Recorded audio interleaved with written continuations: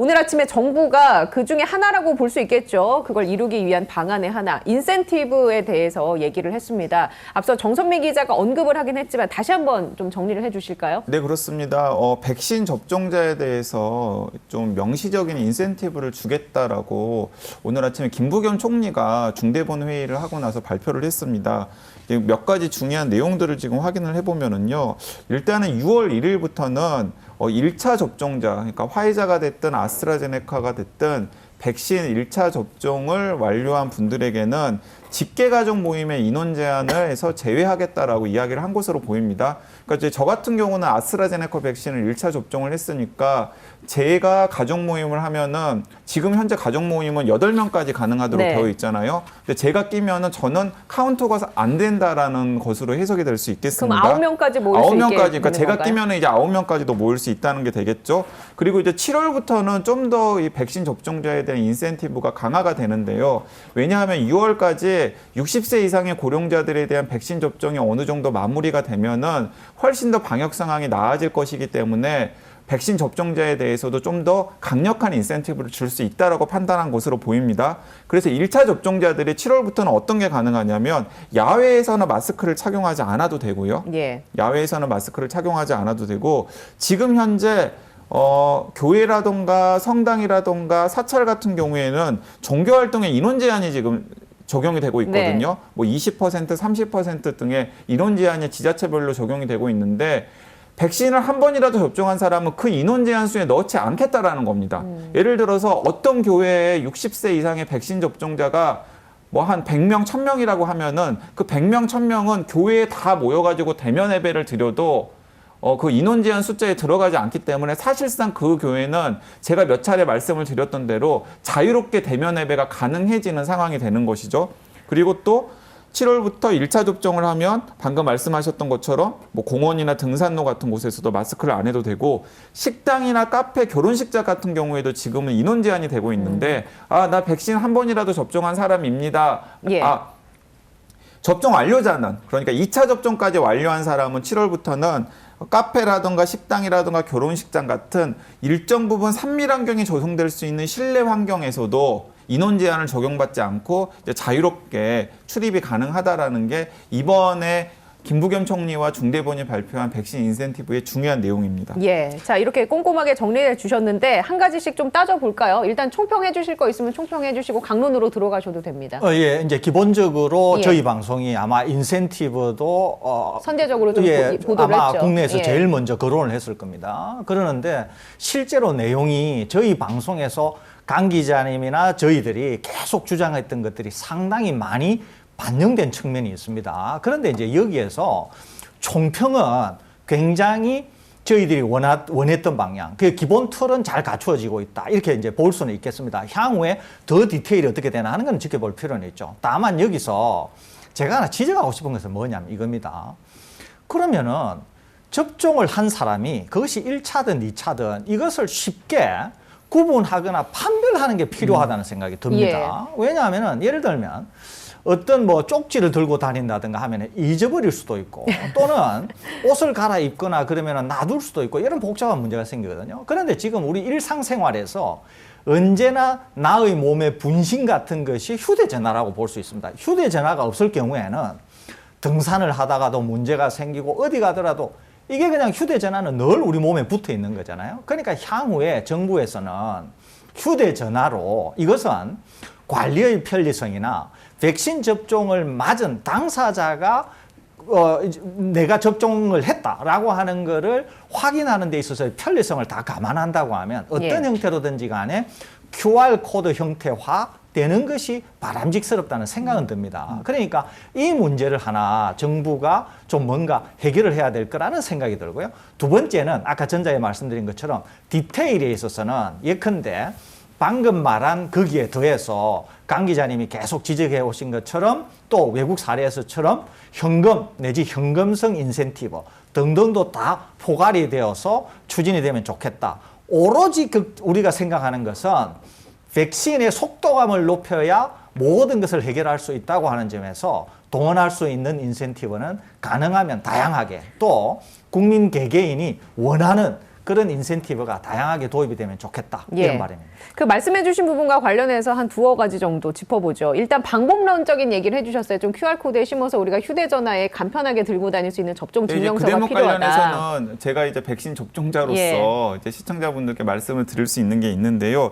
일단은 백신을 접종을 하면은 코로나19 예방접종 증명서라고 하는 이 증명서를 네. 휴대전화로 받을 수는 있습니다. 그런데 이제 문제는 뭐냐면 이렇게 휴대전화에 입력된 이제 블록체인 형식의 증명서를 예. 어떤 식으로 일상생활에서 효과적으로 활용할 수 있을지에 대한 고민이 네. 좀 있어야 된다라고 생각을 합니다. 예, 좀 더 보여주시면 이게 지금 그냥 지금 저희가 이제 즉석에서 강영구 근데- 기자 핸드폰에 저장이 돼 있는 네, 예방접종 증명서. 네, 코로나19 예. 예방접종 증명서가 이제 휴대전화에 이렇게 받을 네. 수가 있고요. 이 휴대전화에 이렇게 나와 있는 예방접종 증명서는 위변조가 불가능하고 그리고 또 개인에게 특화되어 가지고 지금 증명서가 발급되도록은 일단 개발은 해 놓았는데 예. 이런 증명서를 우리가 지금 식당이라던가 카페라던가 아니면 다중이용 시설을 이용을 할 때 이제 일상적으로 이제 QR 코드 찍고 들어가죠. 찍고 들어가잖아요. 그렇게 QR 코드 찍고 들어가는 것과 이 휴대 증명서를 예. 어떤 식으로 결합할 수 있을지에 대한 고민 같은 것, 네. 혹은 이 휴대 증명서를 어떤 식으로 쉽게 인증을 할 수 있을지에 대한 고민 같은 것들이 앞으로 이 백신 인센티브와 관련해서는 좀 필요하겠다라는 생각이 들고요.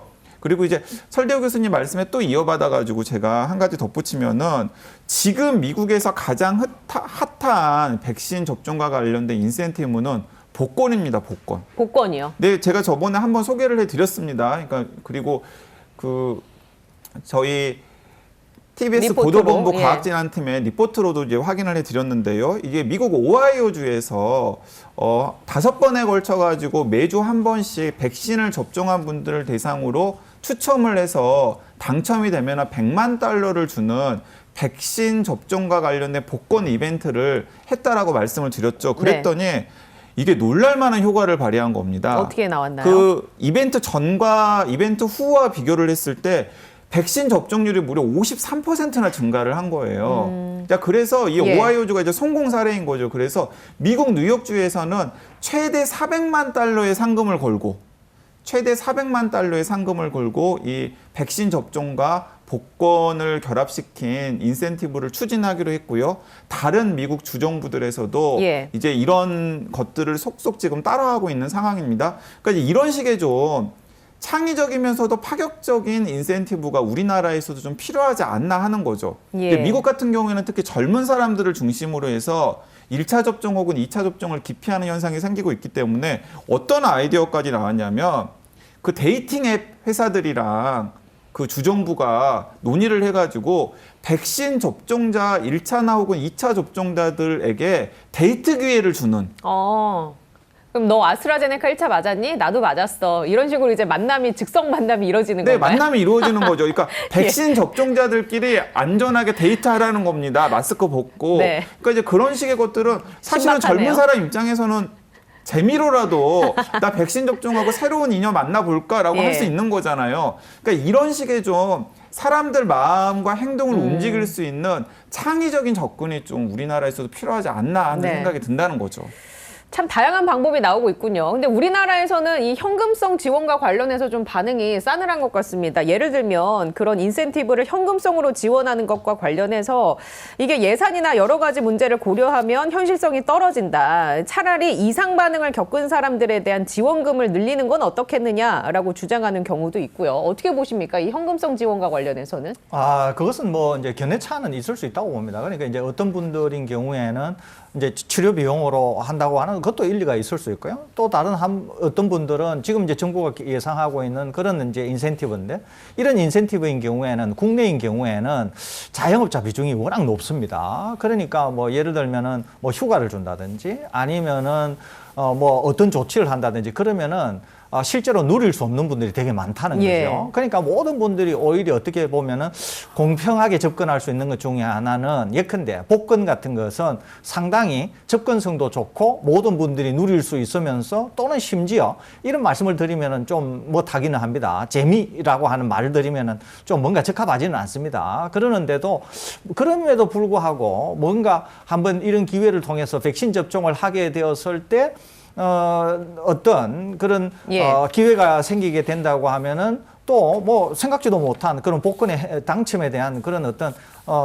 생각지도 못한 기회가 생기는 거 아닙니까? 예. 그렇기 때문에 모든 분들에게 공통적으로 적용이 될 수 있다고 하는 점, 또 사실 큰 돈이 들지 않는다고 하는 점, 그다음에 모든 참가자들이 원하든 원하지 않든 다 백신 접종한 분들은 참가자가 될 수 있다고 하는 점, 이런 점들을 고려한다고 하면은 복권 정도는 상당히 괜찮은 방식이 아닌가 하는 생각은 듭니다. 그러니까 예. 지금 현금 지원과 관련해서 이제 가장 거부감을 가지는 뭐 전문가들이나 혹은 분들의 뭐 시민들의 말씀을 들어보면 일단은 뭐 가장 이제 중요한 건 이제 예산 부족을 이제 들고 있는 거죠. 지금 소상공인에 대한 지원 같은 것도 예산 부족으로 지금 제대로 이루어지지 않은 상황인데 백신 접종자들에 대해서 뭐 강량구 기자가 이야기한 것처럼 뭐 10만 원 혹은 20만 원의 예산 지원을 일괄적으로 할 수 있겠느냐. 근데 이제 일견 타당하다라고 생각합니다. 근데 사실 저는 좀 안타까운 면이 있죠. 왜냐하면 재난지원금 형태로 몇 차례 돈을 줘봤지 않습니까? 예를 들어서 경기도 같은 경우에는 다른 데서 다 반대했는데도 불구하고 또 10만 원 또 예. 줘가지고 저는 경기도에 살기 때문에 또 한 번 받았습니다. 근데 이제 그때 저는 받으면서도 이런 걸 차라리 60세 이상의 어르신들 같은 경우는 10만 원의 현금 지원이라도 굉장히 예민하게 반응하기 때문에 백신 접종률을 높이는 데 좀 사용을 했더라면 훨씬 더 좋지 않았을까 하는 개인적인 아쉬움이 있었습니다. 그런데 예를 들어서 일주일에 한 번씩 지자체 수준으로 백신 접종하신 분들에게 1억 원씩 준다라고 생각을 하면은 10주면은 10억 원이잖아요. 예를 들어서 군 단위의 예산을 염두에 두더라도 그게 큰 돈이 아닙니다. 큰 돈이 아니에요. 그렇기 때문에 백신 접종률을 제고할 수 있기 위해서 예를 들어서 군 단위 혹은 시 단위에서 네. 한 2달 정도에 걸쳐가지고 10억을 쓴다? 저는 충분히 쓸 수 있는 돈이라는 생각이 들거든요. 그리고 방금 설 교수님께서 이야기한 것처럼 백신을 접종하면 모든 사람들이 다 공평하게 당첨의 대상자가 되고 거기에다가 또 당연히 외국에서 그런 백신과 인센티브를 연관시킨 게 전 세계적으로 화제가 되는 것처럼 우리나라에서 그런 걸 하면은 이렇게 당연히 화제도 좀 되지 않겠습니까? 그래서 저는 큰 돈을 들이지 않으면서도 뭔가 현금 인센티브에 네. 장점을 살릴 수 있는 이런 외국에서 그리고 해봤더니 성공한 이런 복권과 결합한 인센티브 같은 경우는 예를 들어서 저는 서울시나 경기도 같은 데서 먼저 좀 하라고 했으면 좋겠습니다.